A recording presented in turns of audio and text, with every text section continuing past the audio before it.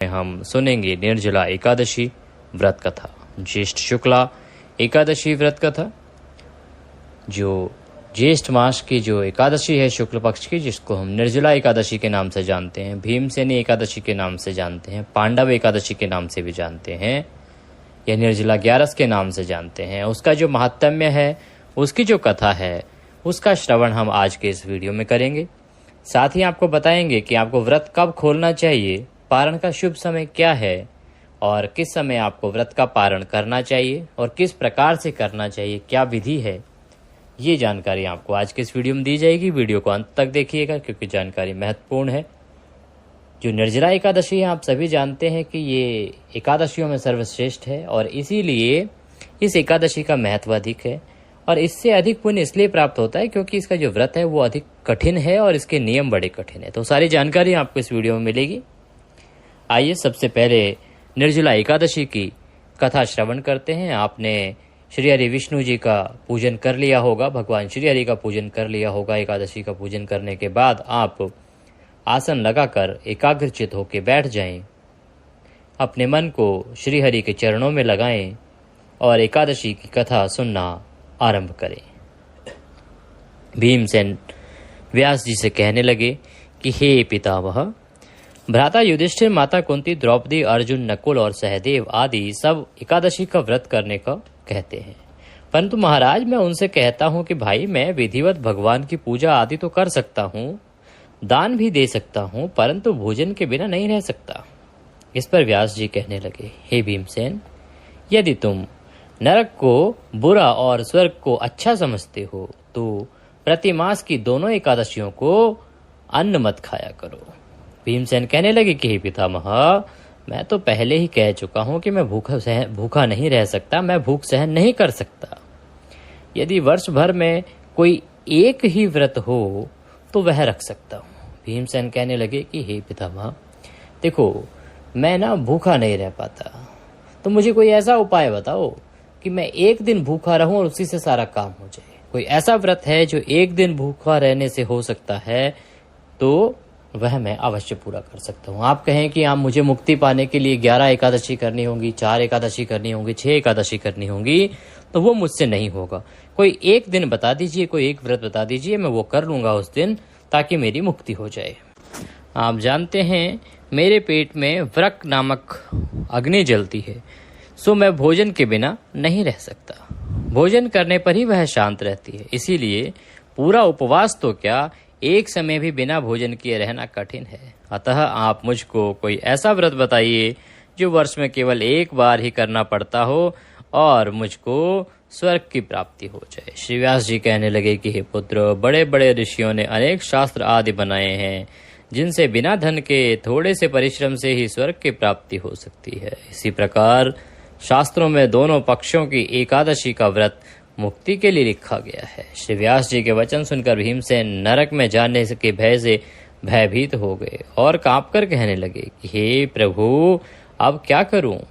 मास में 2 व्रत तो मैं कर नहीं सकता, हाँ वर्ष में 1 व्रत करने का प्रयत्न अवश्य कर सकता हूं। अतः वर्ष में 1 दिन व्रत करने से यदि मेरी मुक्ति हो जाए तो ऐसा कोई व्रत बतलाइए। यह सुनकर व्यास जी कहने लगे कि वृष और मिथुन की संक्रांति के बीच ज्येष्ठ के शुक्ल पक्ष की जो एकादशी आती है, उस एकादशी का नाम निर्जला है। तुम उस निर्जला का व्रत करो। इस एकादशी के व्रत में स्नान और आचमन के सिवा जल वर्जित है।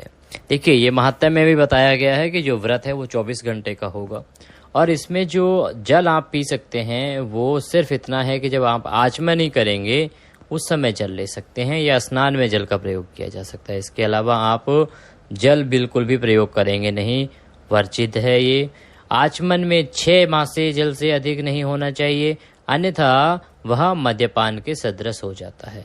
इस दिन भोजन नहीं करना चाहिए क्योंकि भोजन करने से व्रत नष्ट हो जाता है। यदि एकादशी को सूर्योदय से लेकर द्वादशी को सूर्योदय तक जल ग्रहण न करें तो उसे सारी एकादशियों का व्रत करने का फल प्राप्त होता है। यही विधि है एकादशी जो निर्जला एकादशी है। उसकी द्वादशी को सूर्योदय से पहले उठकर स्नान आदि करके ब्राह्मणों को दान दिया जाए। उसके पश्चात भूखे और सत्पात्र ब्राह्मण को भोजन कराकर फिर आप भी स्वयं भोजन ग्रहण कर लेना चाहिए। इसका फल 1 वर्ष की संपूर्ण एकादशियों के फल के बराबर होता है। व्यास जी कहने लगे कि हे भीमसेन, यह मुझको स्वयं भगवान ने बतलाया है। इस एकादशी का पुण्य समस्त तीर्थों और दानों से भी अधिक है। केवल एक दिन मनुष्य निर्जल रहने पर पापों से मुक्त हो जाता है। अतः जो मनुष्य निर्जला एकादशी का व्रत करते हैं उनकी मृत्यु के समय यमदूत आकर नहीं घेरते, वरन भगवान के पार्षद उसको पुष्पक विमान में बिठाकर स्वर्ग को ले जाते हैं। अब संसार में सबसे श्रेष्ठ निर्जला एकादशी व्रत है, इसीलिए यत्न के साथ इस व्रत को करना चाहिए। उस दिन ओम नमो भगवते वासुदेवाय इस मंत्र का उच्चारण करना चाहिए और गौ का दान करना चाहिए।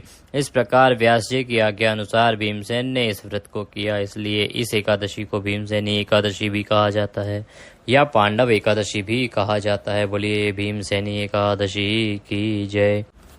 निर्जला व्रत करने से प्रथम भगवान का पूजन करके यह प्रार्थना करें कि हे भगवान, आज मैं श्रद्धा पूर्वक निर्जला व्रत रखकर दूसरे दिन भोजन करूंगा, अतः आपकी कृपा से मेरे सब पाप नष्ट हो जाएं। इस दिन जल से भरा हुआ एक घड़ा वस्त्र से ढककर स्वर्ण सहित दान करना चाहिए। जो मनुष्य इस व्रत को करते हैं उनको करोड़ पल सोने के दान का फल मिलता है, और जो इस दिन यज्ञादि करते हैं उनका फल तो वर्णन ही नहीं किया जा सकता। इस एकादशी के व्रत से मनुष्य विष्णु लोक को प्राप्त होता है। जो मनुष्य इस दिन अन्न खाते हैं वे चांडाल के समान हैं, वे अंत में नरक हो जाते हैं। और जिन्होंने निर्जला एकादशी का व्रत किया है वह चाहे ब्रह्म हत्यारा हो, मद्यपान करना हो, चोरी करने वाला हो या फिर गुरु के साथ द्वेष करने वाला हो, इस व्रत के करने से सब स्वर्ग के भागी हो जाते हैं, उनके सब पाप नष्ट हो जाते हैं। हे कुंती पुत्र, जो पुरुष या स्त्री श्रद्धा पूर्वक इस व्रत को करते हैं उनको क्या फल मिलते हैं यह सुनो। प्रथम भगवान का पूजन, फिर गोदान, ब्राह्मणों को मिष्ठान व दक्षिणा देनी चाहिए तथा जल से भरे कलश का दान अवश्य करना चाहिए। निर्जला के दिन अन्न, वस्त्र, पात्र, उपान अर्थात जूती आदि का दान भी करना चाहिए। जो मनुष्य भक्ति पूर्वक इस कथा को पढ़ते हैं या सुनते हैं उनको निश्चय ही स्वर्ग की प्राप्ति होती है। बोलिए निर्जला एकादशी की जय। बोलिए श्री बजरंगबली की जय। इस प्रकार ये निर्जला एकादशी का माहात्म्य यहाँ पे समाप्त होता है। आप प्रभु को नमस्कार करें। नमस्कार करने के बाद अपने दैनिक कार्यों में लग जाएं। अगर हो सके तो आप 108 बार ओम नमः भगवते वासुदेवाय मंत्र का जाप कर सकते हैं। ये आपके व्रत की सफलता के लिए, आपकी सफलता के लिए उत्तम रहेगा।